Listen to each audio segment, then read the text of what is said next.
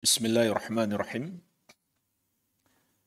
Assalamualaikum warahmatullahi wabarakatuh.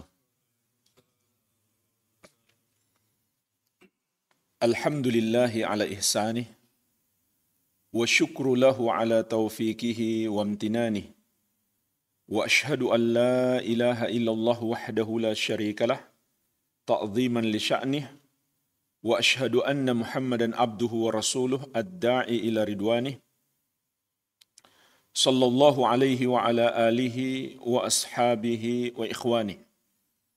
Amma ba'd, fa ikhwani fid din wa akhwati fillah, kaum muslimin wal muslimat rahimani wa rahimakumullah. Kita akan melanjutkan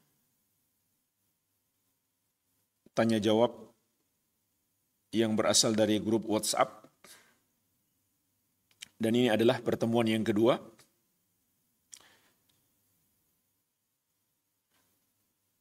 InsyaAllah ta'ala di kesempatan ini kita akan menjawab kurang lebih 14 pertanyaan.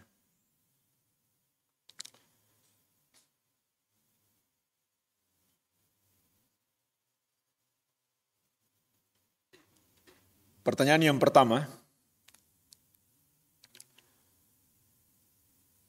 Ustadz mohon penjelasan tentang syirik-syirik yang sudah banyak berkembang di zaman modern ini. Karena yang saya ketahui saat ini banyak orang-orang yang memiliki HP menggunakan fasilitas emoticon yang berbentuk kepala ekspresi wajah sebagai ungkapan ekspresi yang bersangkutan dalam menunjukkan responsnya. Ternyata penggunaan hal tersebut termasuk syirik. Ini pertanyaan yang pertama. Jawabannya, pertama, itu belum sampai tingkat kesyirikan. Syirik itu apabila dia menyembah sebuah gambar bernyawa, apakah patung, lukisan, maupun foto. Ataukah dia samakan gambar itu dengan Allah Subhanahu wa ta'ala.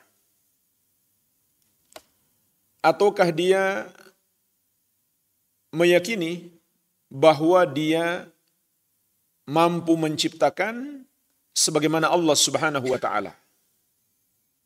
Barulah menjadi syirik. Namun yang kedua perlu dicermati di sini adalah tentang hukum gambar makhluk bernyawa. Maka dalam syariat ini dilarang keras. Dalam banyak hadis Rasulullah SAW melarang dengan keras membuat gambar makhluk bernyawa.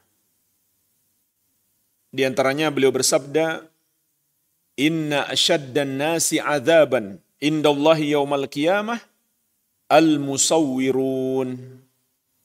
Sesungguhnya di antara orang yang paling keras azabnya di hari kiamat adalah orang-orang yang membuat gambar makhluk bernyawa.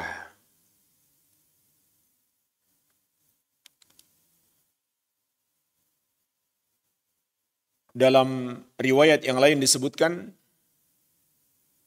yudahuna bi khalqillah, karena mereka berusaha menyaingi ciptaan Allah Subhanahu wa ta'ala. Menunjukkan bahwa perbuatan ini adalah dosa yang sangat besar. Lalu pertanyaannya, apakah emoticon yang ada di WhatsApp atau di Facebook dan lain-lain itu termasuk gambar bernyawa atau tidak?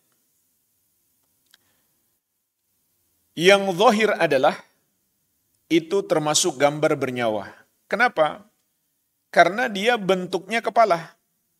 Sementara dalam hadis Rasulullah SAW bersabda, as-suratu ra'su. Hakikat gambar adalah kepala. Jadi meskipun tidak ada badan, namun ada kepalanya, maka itu dihukumi sebagai gambar makhluk bernyawa. Dan sebaliknya, ada badan tanpa kepala, maka itu bukan lagi gambar makhluk bernyawa. Oleh karena itu, Malaikat Jibril alaihissalam ketika hendak memasuki sebuah rumah yang di dalamnya ada Nabi Muhammad SAW, tapi di depan rumah itu ada patung, maka beliau tidak mau masuk. Sampai beliau meminta agar Nabi SAW mencopot atau melenyapkan bagian kepala dari patung itu. Jadi hanya bagian kepalanya saja. Maka walaupun tanpa badan, masih ada kepalanya, itu dihukumi sebagai gambar makhluk bernyawa, sepatutnya kita hindari. Pertanyaan yang kedua, masih terkait dengan pertanyaan yang pertama. Memajang foto atau gambar makhluk bernyawa yang saat ini banyak kita jumpai di dinding-dinding rumah, perkantoran, dan sekolah-sekolah, bahkan jalan-jalan berupa poster kampanye, poster iklan, dan lain-lain. Jadi, apakah itu termasuk gambar makhluk bernyawa? Maka, jika itu berupa patung, itu disepakati ulama bahwa itu termasuk gambar makhluk bernyawa. Jika itu berupa lukisan, maka itu juga disepakati ulama merupakan gambar makhluk bernyawa, hanya saja mayoritas ulama berpendapat itu hukumnya haram, dan ada sebagian ulama berpendapat hukumnya makruh, tidak sampai haram. Pendapat yang lebih kuat, hukumnya juga haram. Nah, sekarang pertanyaannya bagaimana dengan foto? Maka jemaah sekalian, ulama kontemporer juga berbeda pendapat soal foto. Apakah dia termasuk gambar makhluk bernyawa atau tidak? Maka mayoritas ulama kontemporer yang kami dapatkan fatwa-fatwanya itu memandang foto juga termasuk gambar makhluk bernyawa. Bahkan ulama yang berpendapat foto bukan gambar makhluk bernyawa itu juga mengingatkan agar kita tidak bermudah-mudahan dengan foto. Menghindarinya lebih bagus, kecuali sangat dibutuhkan. Contoh, untuk foto KTP atau paspor yang diharuskan dalam peraturan harus ada fotonya. Tapi kalau cuma sekedar kenang-kenangan, maka sepatutnya itu dihindari. Begitu pula cuma sekedar hiasan dinding, maka hendaklah dihindari. Terlebih kalau ada di rumah, maka terancam para malaikat tidak akan memasuki rumah tersebut. Sebagaimana Nabi SAW mengingatkan, innal malaikata la tadkhulu baitan fihi kalbun wala surah. Sesungguhnya para malaikat tidak akan memasuki rumah yang di dalamnya ada anjing dan ada gambar makhluk bernyawa. Para ulama mengatakan maksud malaikat di sini adalah malaikat yang Allah tugaskan membawa rahmat. Jadi ini perlu kita khawatirkan. Kalau kita memajang foto, apalagi yang sudah jelas gambar makhluk bernyawa seperti lukisan dan patung, maka akan menghalangi para malaikat untuk memasuki rumah kita. Karena malaikat membenci perbuatan maksiat. Sehingga mereka tidak mau masuk rumah yang di dalamnya ada kemaksiatan. Kalau malaikat tidak masuk, maka setan-setan berpesta pora di rumah tersebut. Jadi, mayoritas ulama yang kami dapati berfatwa bahwa foto juga termasuk gambar makhluk bernyawa. Alasannya apa? Karena keumuman dalil. Rasulullah SAW melarang gambar makhluk bernyawa dan tidak memberi pengecualian. Oleh karena itu, sampai sebagian ulama mengatakan terlalu lancang kita kalau memberi pengecualian terhadap keumuman hadis Nabi SAW. Jadi seakan-akan kita ingin mengatakan, tatkala Nabi SAW mengatakan, sesungguhnya di antara orang yang paling keras azabnya di hari kiamat adalah orang yang membuat gambar makhluk bernyawa. Lalu kita berkata, wahai Rasulullah, ada pengecualian, yaitu foto. Ini kan seperti ingin lancang kepada Nabi Muhammad sallallahu alaihi wa ala alihi wasallam. Meskipun kita tidak memungkiri ada perbedaan pendapat ulama dalam masalah ini, namun kita mengambil jalan yang lebih hati-hati, itu lebih selamat bagi kita. Terlebih lagi jika dipajang di dinding rumah kita foto sekeluarga, ada para wanita, ada istri kita, ada anak perempuan kita, kemudian masuk laki-laki yang bukan mahram ke rumah kita bertamu, maka tidaklah pantas. Kemudian istri kita, anak-anak perempuan kita menjadi tontonan laki-laki yang bukan mahramnya. Apalagi kalau dipajang di medsos. Maka ulama yang menganggap foto bukan makhluk bernyawa sekalipun tetap melarang perbuatan tersebut. Dan Allah Subhanahu wa taala melarang laki-laki memandang wanita yang bukan mahramnya, bukan pula istrinya, dalam bentuk umum. Kullil mu'minina yaguddu min absarihim wa yahfadhu furujahum. Katakan kepada laki-laki yang beriman, hendaklah mereka menundukkan pandangan mereka dan memelihara kemaluan mereka. Ini sama saja, tatkala seorang wanita itu belum berhijab atau sudah berhijab, sama saja. Allah Subhanahu wa taala memerintahkan kita untuk menundukkan pandangan. Tidak boleh melihatnya. Jadi termasuk salah kaprah sebagian wanita, kalau dia sudah berhijab, apalagi sudah bercadar, seakan-akan dia boleh foto-foto kemudian dilihat-lihat oleh laki-laki yang bukan mahramnya atau bukan istrinya atau bukan suaminya. Maka ini tidak pantas. Pertanyaan yang ketiga juga masih terkait. Ada juga yang meyakini bahwa foto ulama membawa berkah. Nah, ini dia masalahnya jemaah sekalian. Dan ini fakta. Ini sudah termasuk kesyirikan. Karena meyakini sesuatu mengandung berkah, yang tidak Allah tetapkan padanya keberkahan adalah syirik. Kenapa syirik? Karena yang maha mampu menetapkan sesuatu mengandung berkah hanya Allah Subhanahu wa ta'ala. Rasulullah SAW menegaskan, al-barakatu minallah. Keberkahan itu dari Allah Subhanahu wa ta'ala. Hanya dia yang maha mampu memberikan berkah kepada kita. Hanya dia juga yang maha mampu menetapkan sesuatu mengandung berkah. Oleh karena itu Allah menetapkan masjid sebagai tempat yang penuh berkah. Allah Subhanahu wa ta'ala menetapkan tanah suci Makkah dan Madinah sebagai tempat yang penuh berkah. Allah Subhanahu wa ta'ala menetapkan air Zam-Zam adalah air yang penuh berkah.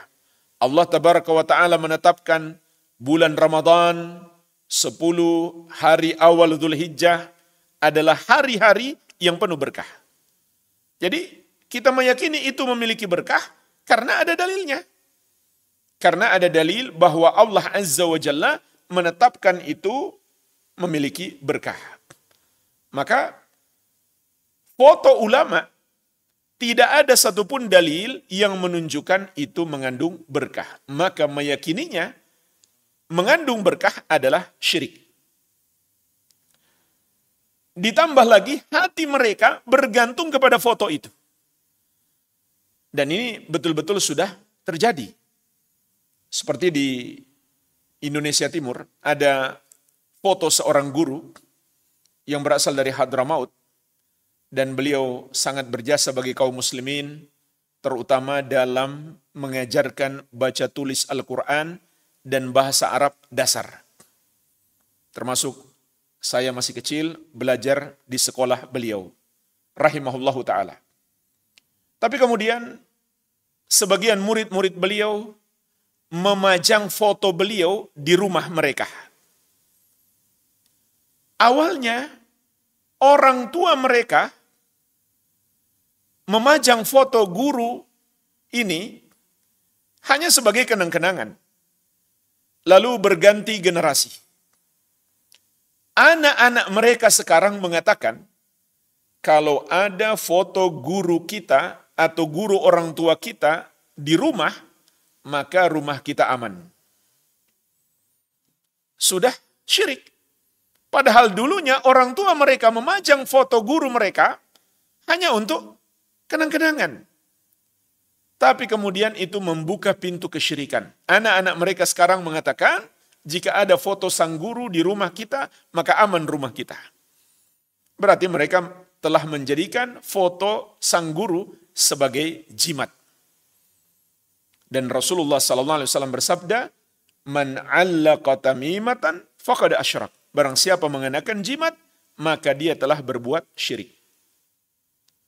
Letak kesyirikannya adalah menentukan sesuatu dapat menjadi sebab keberkahan atau sebab keamanan, padahal Allah tidak menentukannya. Sedangkan yang maha mampu menentukannya hanya Allah Subhanahu wa ta'ala. Ditambah lagi yang kedua, hati mereka bergantung pada sesuatu tersebut. Bergantung kepada foto itu, ataupun sebab-sebab yang lain yang mereka anggap sebagai pembawa berkah atau keamanan, kemanfaatan, atau tertolaknya mudarat. Contoh lain, mungkin kita juga menyaksikan di sini. Di sebagian rumah makan ada foto orang tua. Dan beberapa rumah makan fotonya sama.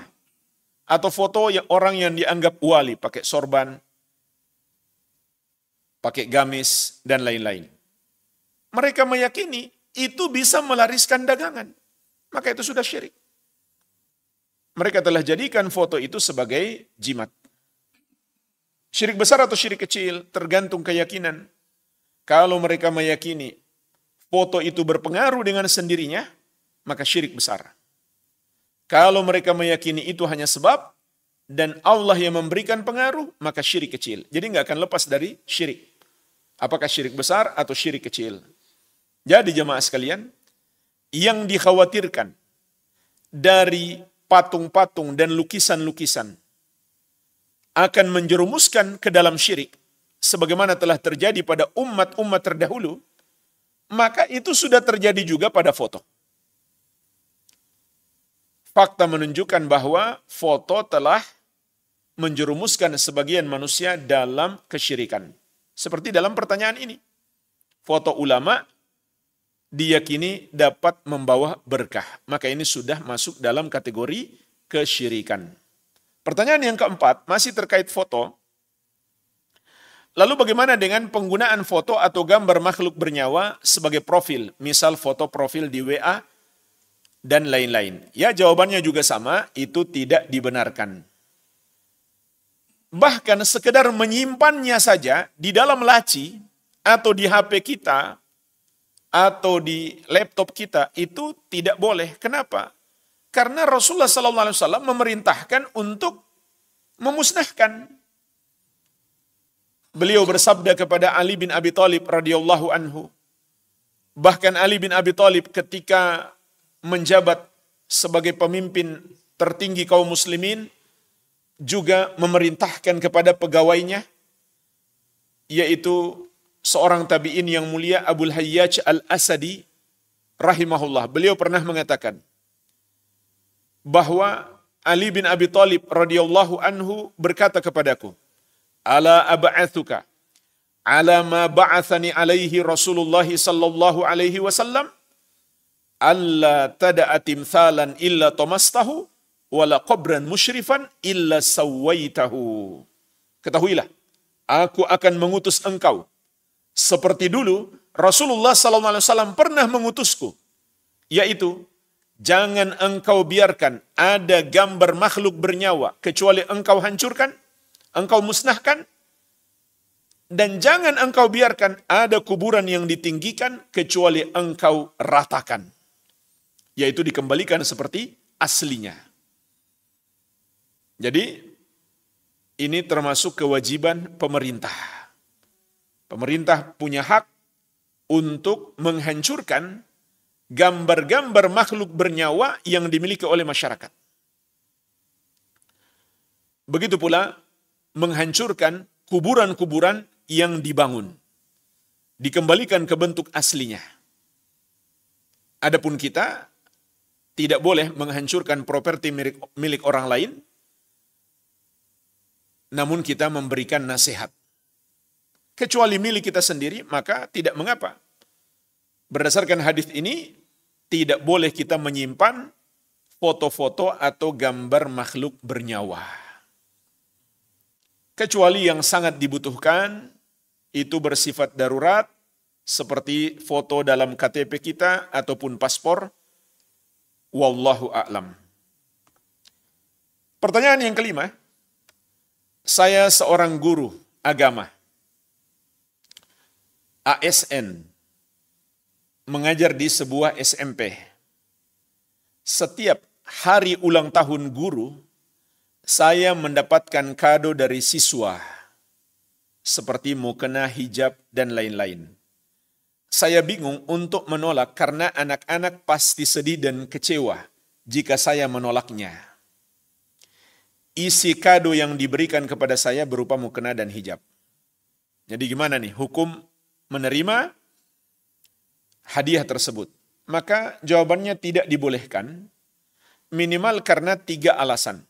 Alasan yang pertama, hadiah itu dengan sebab perayaan hari guru. Maka jemaah sekalian, di dalam syariat menentukan sebuah hari yang selalu dirayakan, apakah setiap tahun atau setiap bulan ataupun setiap pekan, itu disebut Id. Id itu dari kata ada ya'udu idan, sesuatu yang selalu kembali. Sehingga hari raya kita disebut Idul Fitri dan Idul Adha. Maka dalam syariat telah ditentukan hari Id, sehingga tidak boleh kita menambahnya.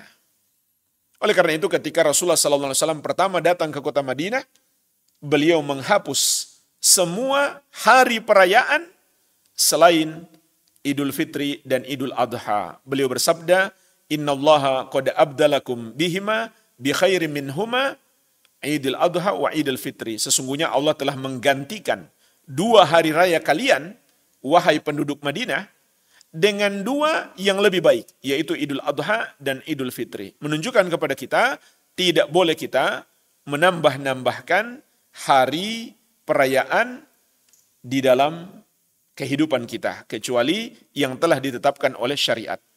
Tidak hari guru, tidak pula hari ulang tahun kita, tidak pula hari ulang tahun siapapun atau apapun. Ini yang pertama. Tidak pantas kita menerima hadiah karena acara tersebut, sebab itu secara tidak langsung kita berarti menyetujui adanya hari perayaan tersebut. Yang kedua, Rasulullah SAW melarang para pekerja menerima hadiah. Beliau bersabda, hadaya al-ummal gululun. Hadiah-hadiah untuk para pekerja adalah harta haram. Tidak boleh diterima.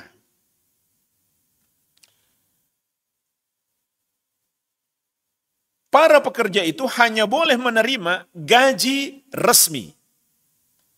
Kalau ada tambahan, bonus-bonus atau honor, hanya boleh yang resmi. Yang ditetapkan oleh negara, atau kalau perusahaan swasta, ditetapkan oleh ownernya. Atau manajemennya secara resmi. Menerima selain itu, termasuk harta haram. Dan di negara kita, setahu saya ada aturan resmi. Sehingga itu disebut termasuk gratifikasi. Itu bagian dari korupsi. Maka tidak boleh menerimanya. Yang ketiga, alasan yang ketiga, kenapa tidak boleh? Ini juga mungkin memberi pengaruh pada kinerja seorang guru. Kalau murid yang suka ngasih hadiah, mungkin dia istimewakan. Bahkan bisa jadi nilainya ditambah-tambahi, padahal nggak sampai segitu nilainya. Karena dia suka ngasih hadiah. Kalau mau ngasih nilai kecil, nggak enak. Atau takut, nanti dia nggak ngasih hadiah lagi. Sementara murid yang tidak ngasih hadiah atau hadiahnya mungkin kecil, tidak diperhatikan dengan baik. Ini mungkin saja terjadi, oleh karena itu sebelum terjadi harus ditutup pintu yang mendatangkan kemungkaran, pintu yang menjerumuskan kepada kemungkaran. Adapun soal perasaan mereka, maka tinggal kita minta maaf saja dan kita jelaskan kepada mereka agar mereka paham. Tugas kita sebagai seorang guru memberikan pendidikan. Jangan malah menjerumuskan siswa kita dalam perbuatan dosa atau membiarkan mereka berbuat kesalahan. Dan mungkin juga bisa kita kasih solusi. Gini saja, kumpulkan hadiah kalian, ayo kita pergi ke panti asuhan atau pondok pesantren, kita kasih hadiah kepada santri yang miskin, yang fakir. Atau kepada anak yatim. Mudah-mudahan dengan itu bisa mengobati kekecewaan mereka. Pertanyaan yang keenam, saya seorang penyiar umroh. Maksudnya marketing ya. Saya ajak kawan-kawan guru untuk berumroh. Saya bukan pemilik travelnya, namun saya bekerja sebagai mitra travel tersebut. Jika saya mendapatkan jamaah, maka saya akan mendapatkan ujrah atau upah dari travel tersebut. Atau pilihan kedua, saya bisa berangkat umroh gratis jika saya membawa 5 jamaah. 5 jamaah gratis 1. Pertanyaannya adalah, apakah halal jika saya mendapatkan upah tersebut? Dan apakah ibadah saya akan diterima oleh Allah Subhanahu wa Ta'ala menjadi jamaah umroh yang mabrur, sementara saya berangkatnya gratis? Jawabannya, insya Allah adalah halal. Tidak mengapa. Ini adalah hasil usaha yang halal. Kita berusaha memasarkan sebuah paket umroh, kemudian kita mendapatkan upah atas hasil usaha kita.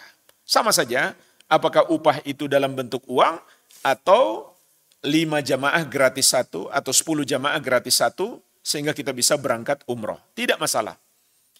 Itu sama saja kita berangkat dengan harta kita karena kita kan bekerja, berusaha. Andai gratis pun tanpa ada usaha kita, pemberian orang itu juga boleh. Hal yang sangat bagus bahkan memberikan hadiah umroh kepada saudara kita. Maka orang yang diberikan hadiah umroh, meskipun dia berangkat gratis, itu tidak memberi pengaruh pada diterima atau tidaknya ibadahnya atau besar dan kecilnya ibadahnya. Yang penting dia terpenuhi syarat, yaitu dia lakukan dengan ikhlas, karena Allah Subhanahu wa Ta'ala. Yang kedua, dia mengikuti petunjuk Nabi Muhammad sallallahu alaihi wa ala alihi wasallam. Tapi memang ada sebagian travel, cara pemasarannya tidak sesuai syariat. Seperti dalam bentuk MLM, multi level marketing.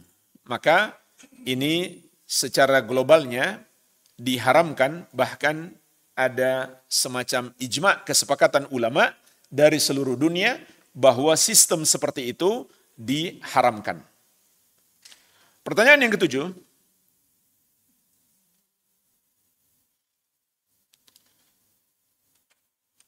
suami saya hobi mancing.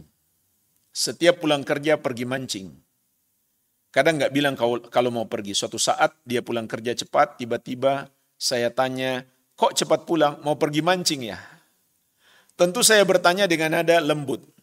Seketika dia marah terus berkata, kau ini kayak mamaku, cerewet kali. Yang ingin saya tanya, saat dia berkata seperti itu, menyamakan saya dengan ibunya, apakah sudah jatuh talak? Baik, jemaah sekalian,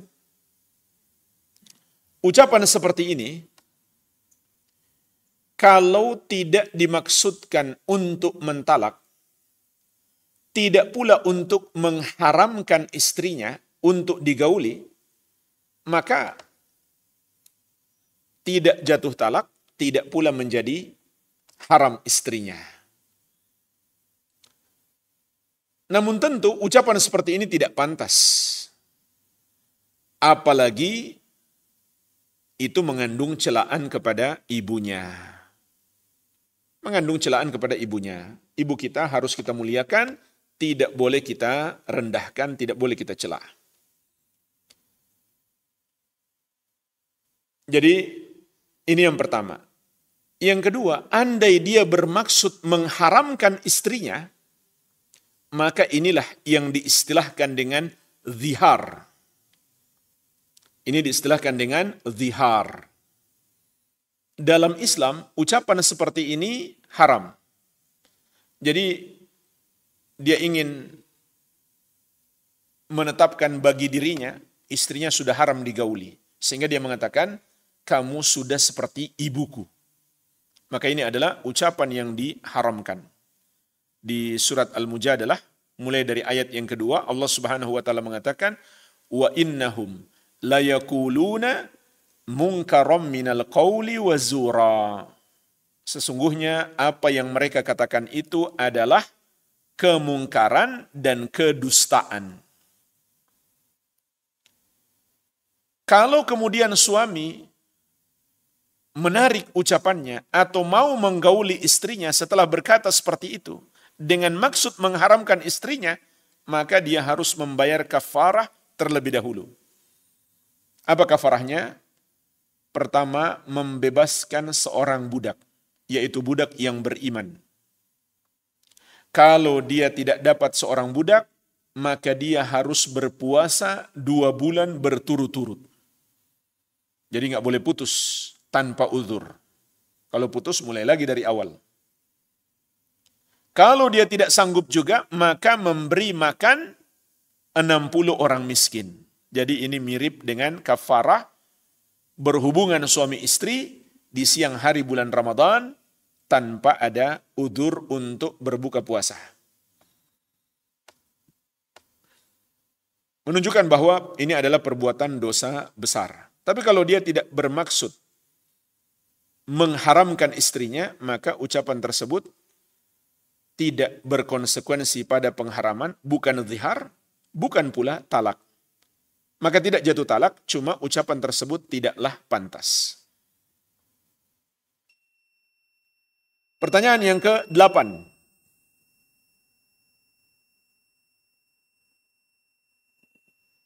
Tentang dalil yang sahih untuk bacaan tasyahud awal. Jamaah sekalian, di sini ada 3 permasalahan. Yang pertama, lafaz yang paling sahih dalam tasyahud awal maupun tasyahud akhir. Maka Imam Al-Albani rahimahullahu taala dalam kitab Sifat Salat Nabi sallallahu alaihi wasallam menyebutkan sampai 6 lafaz yang diriwayatkan dari Rasulullah sallallahu alaihi wasallam.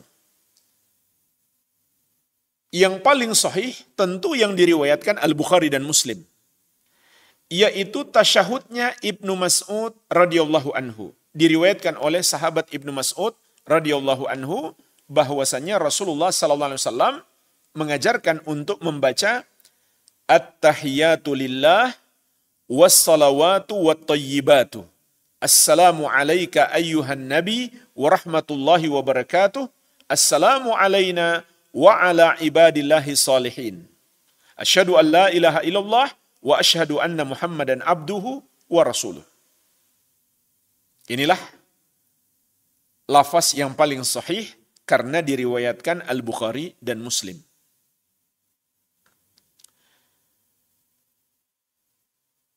Yang kedua, dalam riwayat Muslim saja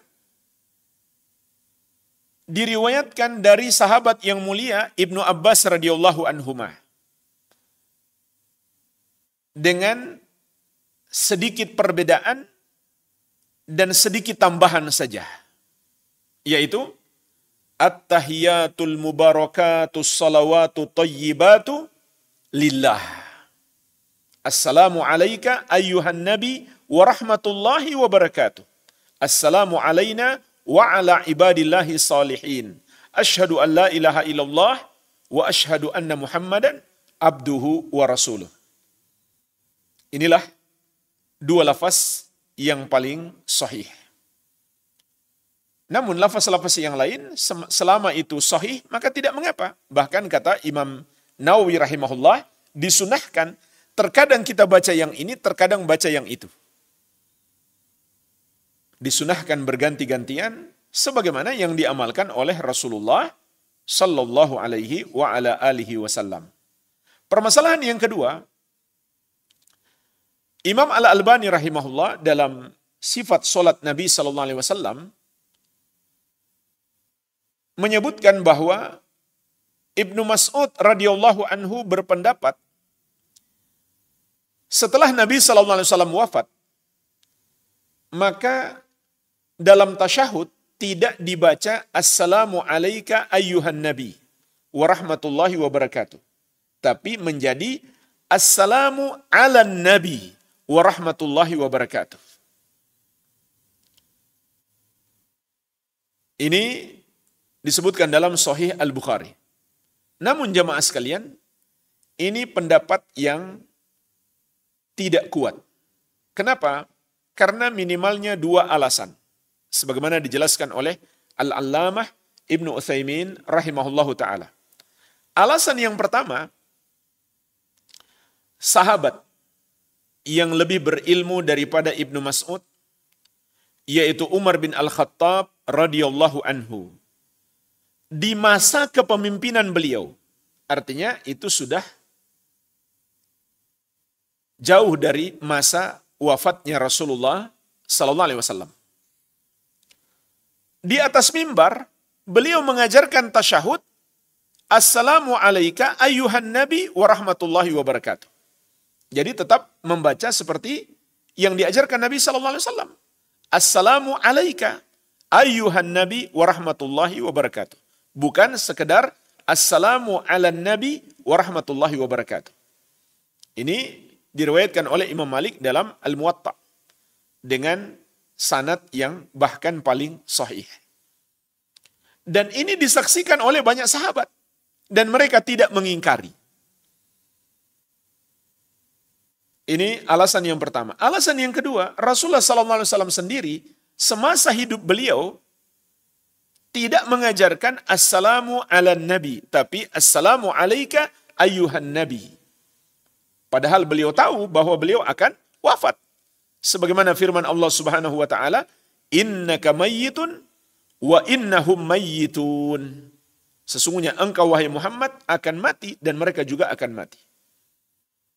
Tapi kenyataannya Nabi sallallahu alaihi wasallam tidak mengatakan setelah aku mati gantilah bacaan menjadi Assalamu ala nabi. Jadi tetap dibaca Assalamu alayka ayyuhan nabi. Adapun bacaan Assalamu ala nabi ini hanya ijtihadnya sahabat yang mulia Ibnu Mas'ud radhiyallahu anhu.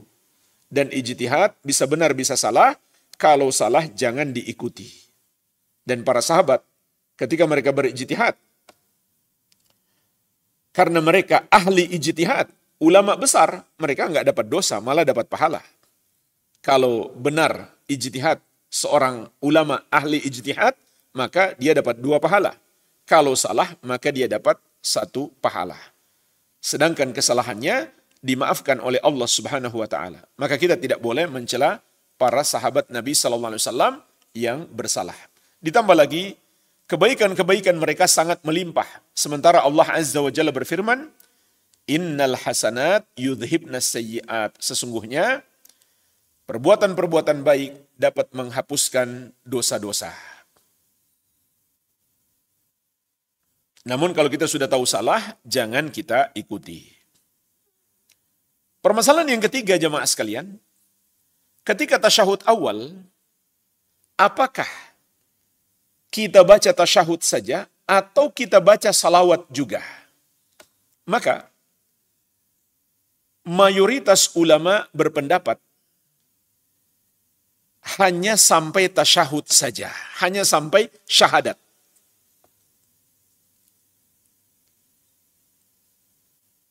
Dan ini juga pendapat Imam Syafi'i yang lama.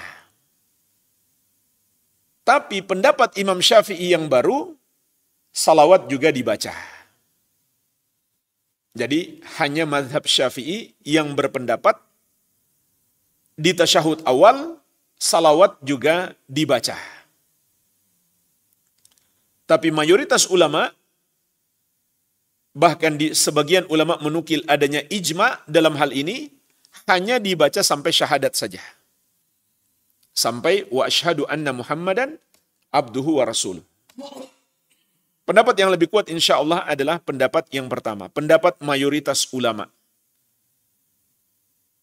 Yaitu hanya dibaca sampai syahadat. Kenapa? Karena ini adalah zahir hadis yang berbicara tentang tasyahud.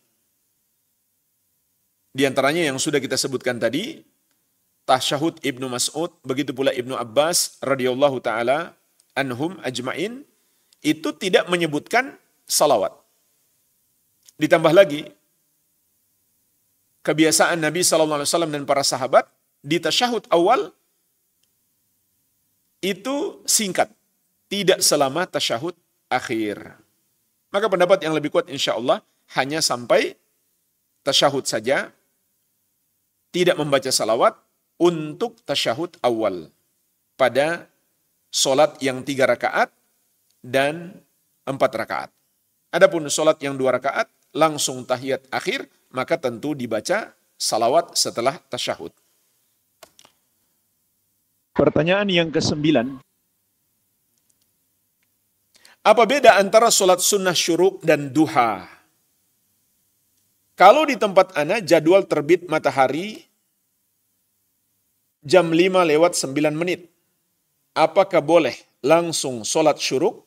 Apa harus menunggu jam 6? Tinggal 1 menit jam 6 ya. Enggak. Masih 51 menit. Jam 6. Baik. Jawabannya jemaah sekalian, para ulama menerangkan bahwa solat syuruk itu adalah solat duha di awal waktu. Jadi hakikat solat syuruk adalah solat duha tapi dilakukan di awal waktu. Jadi sama saja antara solat syuruk dan solat duha.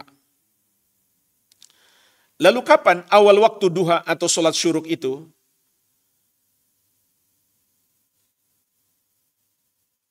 Disebutkan dalam hadis, Rasulullah SAW mengatakan, "Tsumma aqsir anis solati hatta tatlu asyams hatta tertafi'a." Setelah solat subuh, janganlah melakukan solat sunnah sampai terbit matahari, sampai meninggi. Jadi perhatikan di sini, bukan langsung setelah terbit matahari, tapi sampai dia meninggi terlebih dahulu. Nah, disebutkan dalam riwayat Abu Daud, setinggi apa setelah dia terbit?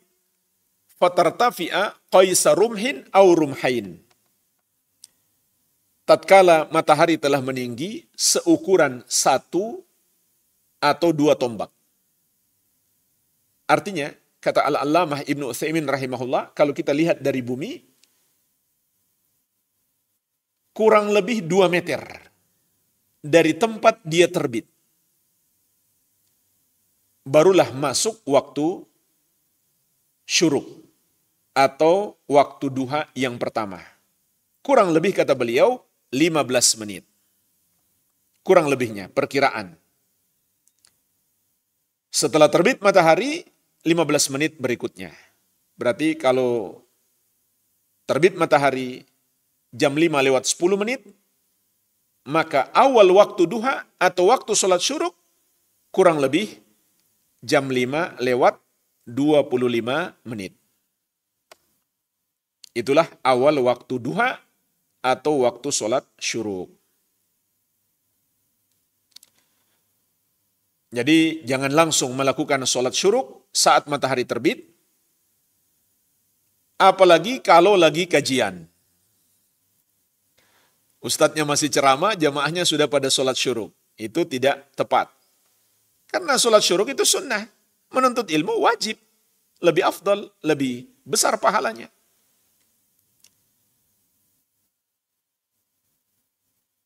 Namun jamaah sekalian, andai kita menunda sholat syuruk kita ke waktu duha yang paling afdal, maka itu lebih baik.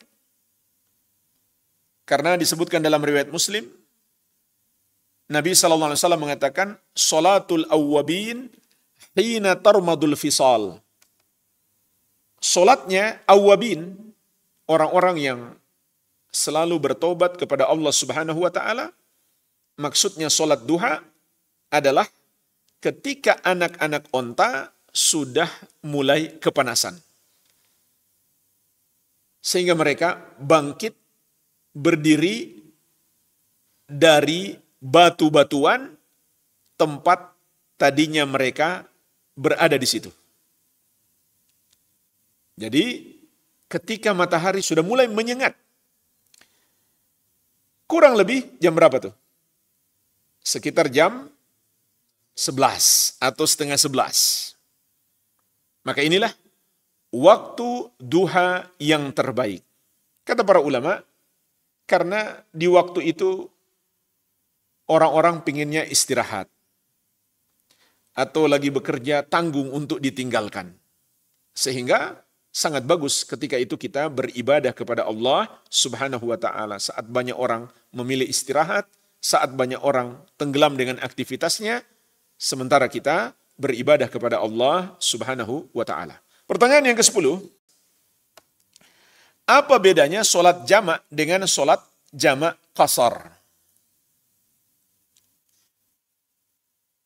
Kalau jamak saja tanpa qasar, berarti sholat yang 4 rakaat tetap 4 rakaat. Kalau jamak dengan qasar, maka sholat yang 4 rakaat menjadi 2 rakaat. Jadi qasar itu hanya berlaku untuk sholat yang 4 rakaat. Zuhur, asar, dan isya.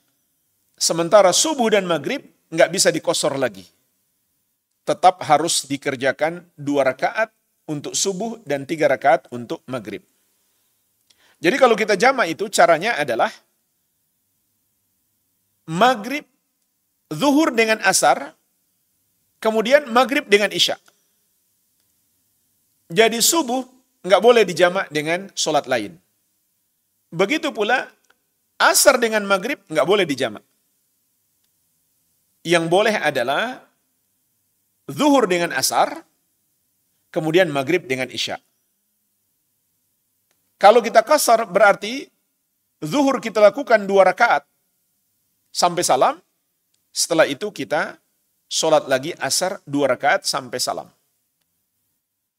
Kemudian kalau kita jamak maghrib dan isya, kemudian diqasar, maka maghribnya tetap 3 rakaat sampai salam, lalu isya 2 rakaat sampai salam.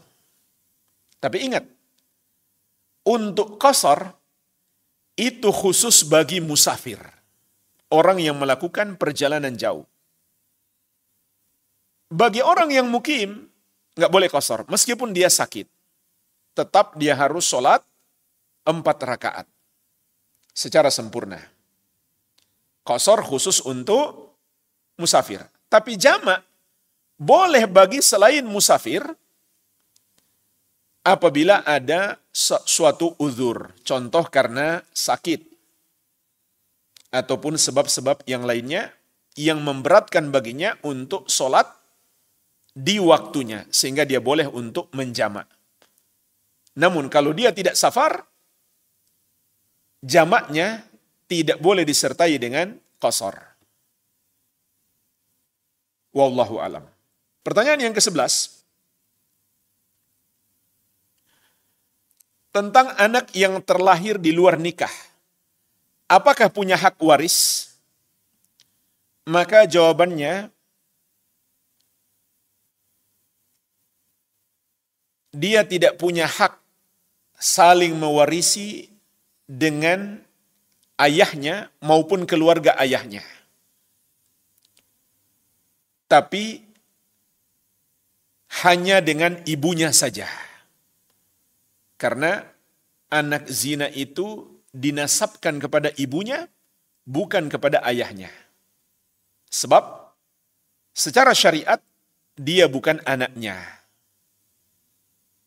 Tapi bukan berarti setelah dia besar dia boleh menikah dengan ayah biologisnya.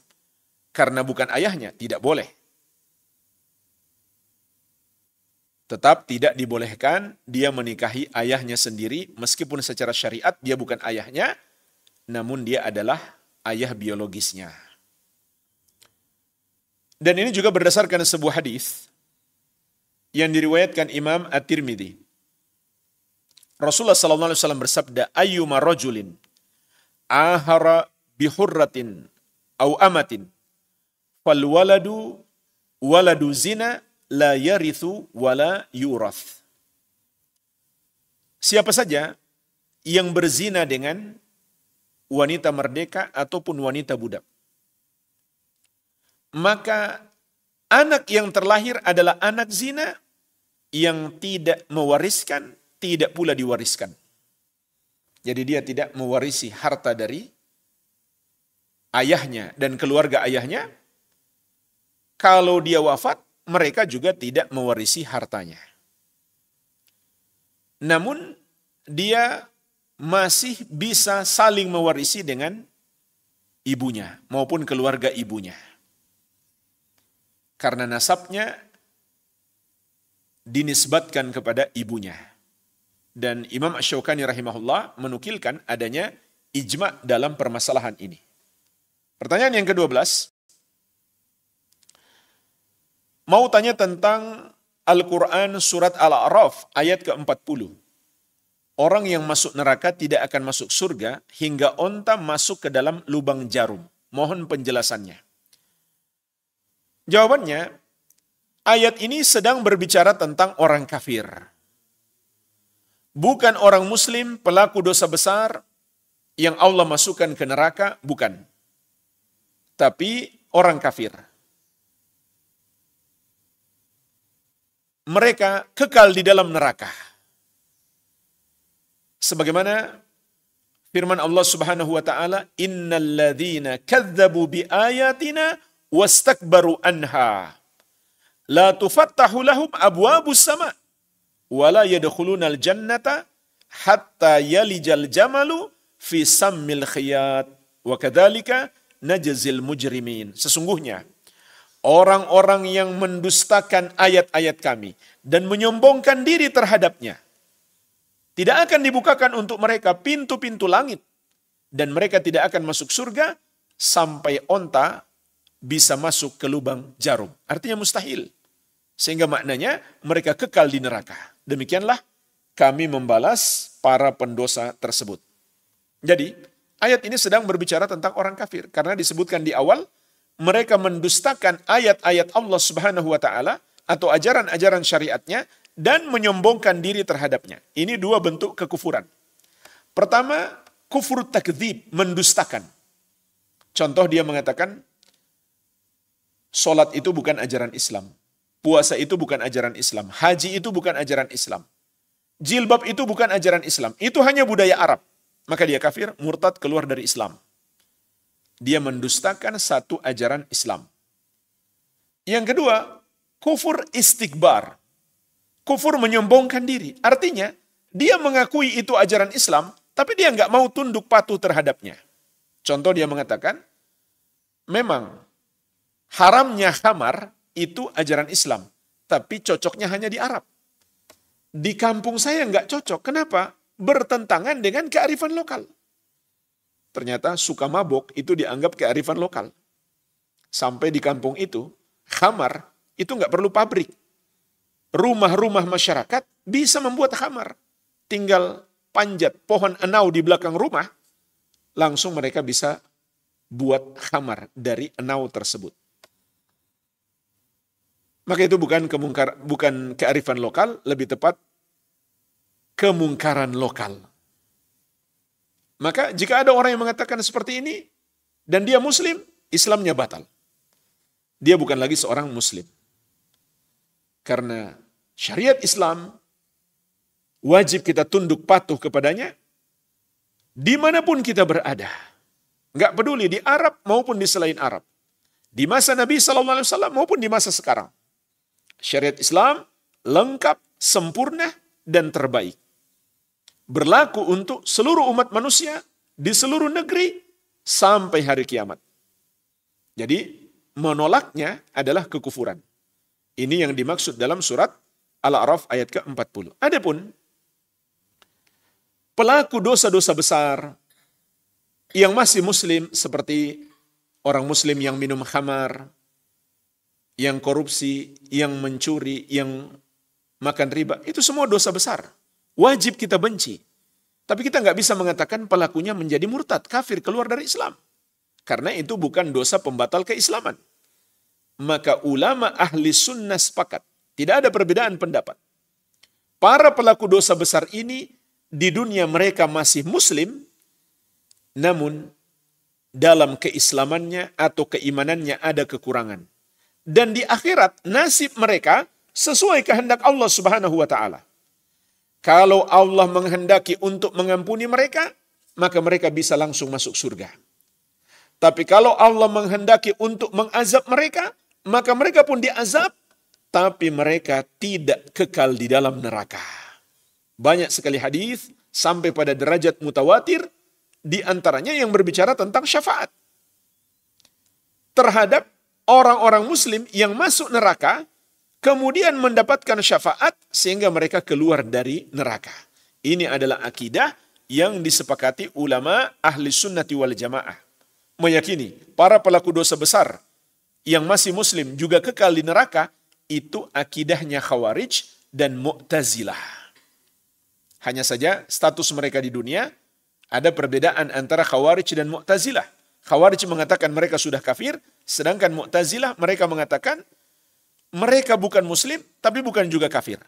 Dan kedua pendapat ini adalah bid'ah. Pendapat ahlu sunnah, dia masih muslim, tapi imannya lemah. Tapi Murji'ah juga kebalikannya. Mereka mengatakan dia muslim dan sempurna imannya. Sehingga dia pasti masuk surga, tanpa mampir di neraka. Ini juga keyakinan yang menyimpang. Satu ayat cukup membantahnya, yaitu surat An-Nisa ayat 48.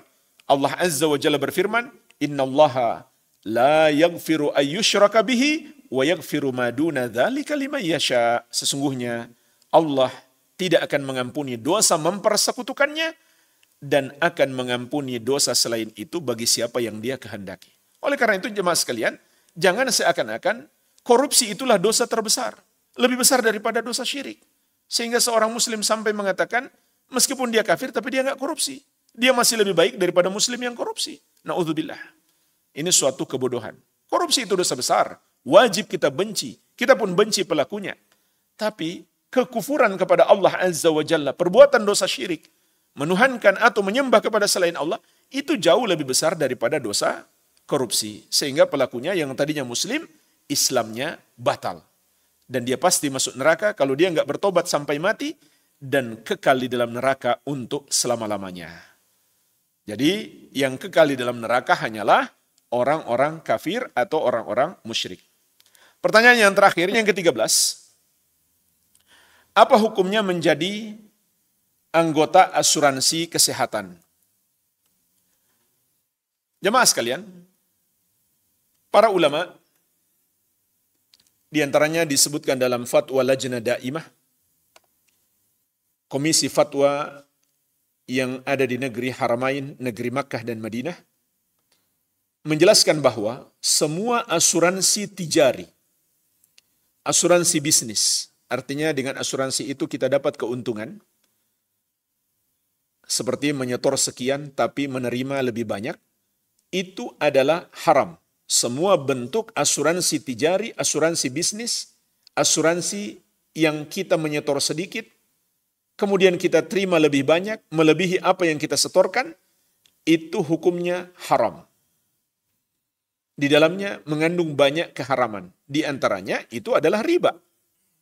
Bahkan itu lebih parah dari riba bunga bank. Bunga bank mungkin nggak seberapa, hanya 0, sekian persen. Tapi biasanya dalam asuransi itu banyak sekali yang diterima. Mungkin dia baru setor 10 juta, setelah itu dia terima 100 juta, 500 juta. Sampai ada sebagian orang yang mengasuransikan propertinya, akhirnya dia rusak sendiri propertinya. Iya kan? Dia asuransikan mobilnya, setelah itu dia sengaja merusak mobilnya. Supaya dapat asuransi yang jumlahnya lebih besar daripada yang dia setorkan, juga lebih besar daripada harga mobilnya tersebut. Subhanallah. Maka ini jelas suatu bentuk riba. Dan juga di dalamnya ada gharar, ketidakjelasan. Karena kita menyetor untuk asuransi kesehatan. Apabila kita sakit, dibiayai dari dana tersebut. Sementara belum jelas kita akan sakit atau tidak. Kalaupun kita sakit, apakah kita butuh pengobatan, mengeluarkan uang, atau masuk rumah sakit atau tidak? Maka ini disebut gharar, adanya jahalah, hal yang tidak jelas padanya. Dan ini juga termasuk memakan harta manusia dengan cara yang batil. Apakah perusahaannya yang memakan atau kebalikannya? Nasabahnya yang memakan harta perusahaan. Maka ini semuanya adalah haram. Namun, Al-Allamah, Profesor Dr. Sulaiman Ar-Ruhaili, hafizahullah ta'ala, guru besar di Universitas Islam Madinah, ulama kota Madinah, dan pengajar di Masjid Nabawi. Beliau menyebutkan, ada 3 pengecualian. Asuransi kesehatan itu menjadi boleh bagi kita. Pengecualian yang pertama, apabila diwajibkan oleh pemerintah. Maka menjadi boleh. Karena kita di sini terpaksa, diwajibkan.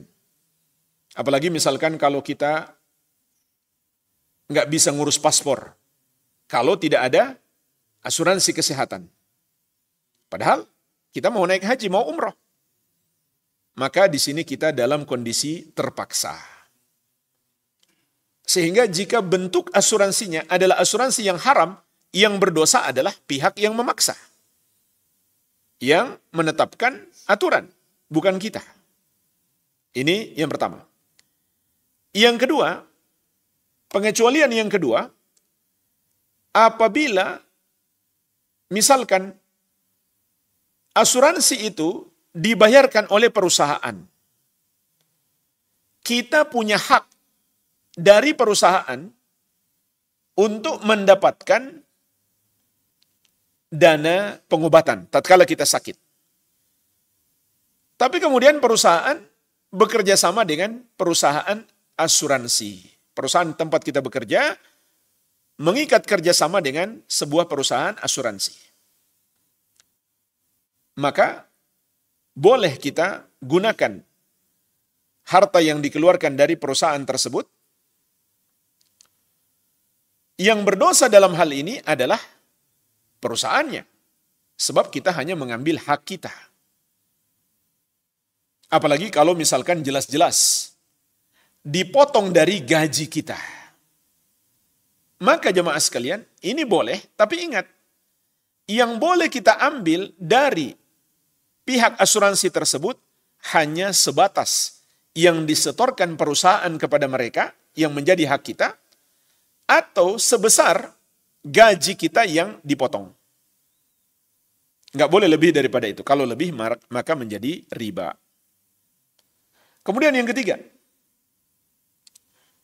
kata beliau, hafizahullah ta'ala, apabila biaya rumah sakit tidak terjangkau karena sangat mahal, maka dalam hal ini boleh kita ikut asuransi, tapi dengan 2 syarat.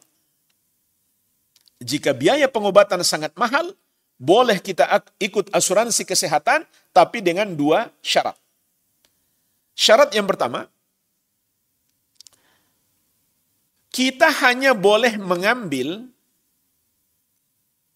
dari asuransi itu sebatas yang sudah kita setorkan. Paham? Jadi, misalkan kita sudah setor ke pihak asuransi selama ini kalau di total menjadi 10 juta. maka 10 juta itu saja yang boleh kita ambil. Ini syarat yang pertama. Syarat yang kedua, andai terpaksa kita mengambil lebih daripada yang sudah kita setorkan, maka kita harus lanjut lagi penyetoran uang kita kepada asuransi sampai biaya yang dikeluarkan oleh asuransi menyamai apa yang telah kita ambil untuk biaya pengobatan kita. Jadi misalkan kita baru setor kalau di total 10 juta. Sementara biaya pengobatan 20 juta. Kalau memang tidak ada sumber lain untuk mendapatkan selisih 10 jutanya, maka boleh kita ambil dari asuransi. Tapi ingat, setelah itu kita harus menyetor lagi sampai setoran kita genap 20 juta seperti jumlah yang dikeluarkan oleh asuransi. Sehingga tidak mengandung kezaliman kepada pihak asuransi, tidak pula riba. Karena menyetor sedikit dan ambil lebih banyak, itu namanya riba. Inilah jemaah sekalian, 3 pengecualian terkait dengan asuransi tijari. Apakah asuransi kesehatan maupun yang lainnya, wallahu ta'ala a'lam. Semoga bermanfaat. Wabillahi taufik, walhamdulillahi rabbil alamin. Al-Amwah menemani ibadahmu juga hijrahmu.